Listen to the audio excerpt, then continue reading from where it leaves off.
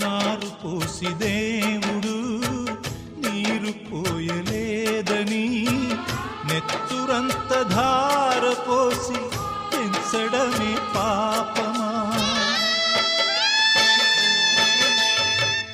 ఏరు దాటి వెంటనే పడవ కాచువారిలా అయిన వాళ్ళు మారిపోతే అంతకన్న శాపమా?